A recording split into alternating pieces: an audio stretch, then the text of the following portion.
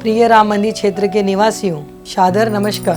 मैं छाया तिवारी आपके बीच एक जिम्मेदार और संवेदनशील उम्मीदवार के रूप में खड़ी हूँ। आज मैं आपके समक्ष कुछ महत्वपूर्ण सवाल रख रही हूँ जो न केवल आपके जीवन को प्रभावित करते हैं बल्कि हमारे समाज की सामूहिक खुशहाली और विकास और सुरक्षा से भी जुड़े हैं। इन समस्याओं का हल हम सब मिलकर ढूंढ सकते हैं और मैं इन्हें अपनी प्राथमिकता मानते हुए अपने समाधान का वादा करती हूँ। आजकल इस इलाकों में वाहनों की संख्या तेजी से बढ़ रही है, लेकिन पार्किंग की व्यवस्था न होना एक गंभीर समस्या बन चुका है। क्या यह उचित नहीं था कि विकास के समय की पार्किंग की सुविधाओं पर ध्यान दिया जाता है? यदि मुझे आपका समर्थन मिलता है तो मैं इस मुद्दे को प्राथमिकता के साथ हल करूंगी।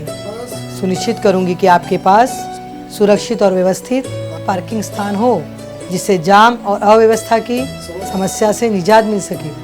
आधुनिक सुरक्षा उपायों में फायर फाइटिंग सिस्टम सबसे अहम है। क्या यह ठीक है कि हमारे भवनों में इस प्रकार की बुनियादी सुरक्षा उपायों की अनदेखी की जाए?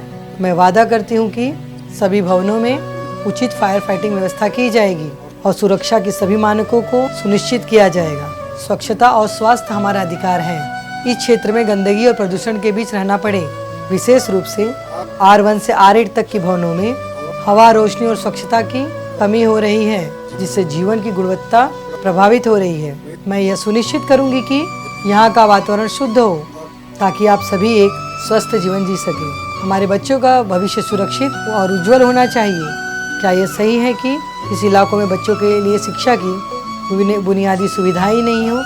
मैं इस बात को सुनिश्चित करूंगी इस क्षेत्र में अच्छे स्कूलों और शिक्षा की सुविधाएं उपलब्ध हों ताकि हमारे बच्चों को गुणवत्तापूर्ण शिक्षा मिल सके। नशे का कारोबार हमारे समाज को जड़ से कमजोर करता है। यह हमारे बच्चों और युवाओं के लिए भविष्य के लिए खतरे का कारण बन सकता है।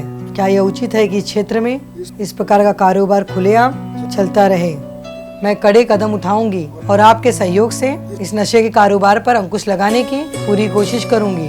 अतिक्रमण का यह मुद्दा विशेष रूप से आसमी कॉम्प्लेक्स के आसपास और हमारी स्थानीय व्यवस्थाओं को प्रभावित कर रहा है। क्या यह उचित है कि भूमि माफिया यहाँ सक्रिय हो और इस समस्या पे कोई कड़ा कदम न उठाया जाए? मैं वचन देती हूँ अतिक्रमण से निपटने के लिए त्वरित और सख्त कार्रवाई की जाए और इस क्षेत्र में पुनर्विकास एक सफाई का कार्य प्राथमिकता से किया जाएगा। यह क्षेत्र अक्सर लड़ाई झगड़ों और अपराधों का शिकार हो रहा है, जिसमें यह पूरी तरह से असुरक्षित महसूस होने लगा है। रेलवे स्टेशन पास होने के कारण आवागमन बढ़ने से स्थिति और भी गंभीर हो गई है। क्या यह उचित है कि पुलिस की उपस्थिति यहाँ पर्याप्त न हो? मैं वचन देती हूँ कि इस क्षेत्र में एक सक्रिय पुलिस भी चौकी की स्थापना की जाएगी और सुरक्षा को प्राथमिकता दी जाए ताकि किसी भी अपराधी को बचने का मौका न मिले। गोरेगांव राम मंदिर क्षेत्र में स्वच्छता का संकट एक गंभीर मुद्दा बन चुका है।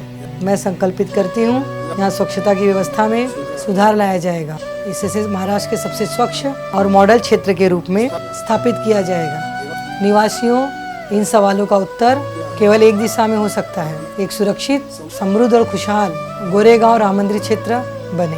अब समय आ गया है हम सब मिलकर अपने अधिकारों के लिए संघर्ष करें और उन्हें प्राप्त करें। यह हमारा हक है कि हमें सुरक्षित, स्वच्छ और अच्छे जीवन की सुविधाएं मिले।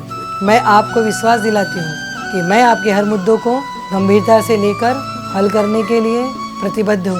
आपका समर्थन मेरे लिए एक ताकत बनेगा और हम मिलकर इन समस्याओं का समाधान कर सकेंगे। आइए एक साथ मिलकर गोरेगांव राम मंदिर क्षेत्र को आदर्श और मॉडल क्षेत्र बनाएं। आने वाले 20 नवंबर को चुनावी प्रक्रिया में भाग लें और अपने वोट का सही उपयोग करें। आपका वोट हमें जनता के लिए काम करने की ताकत देगा।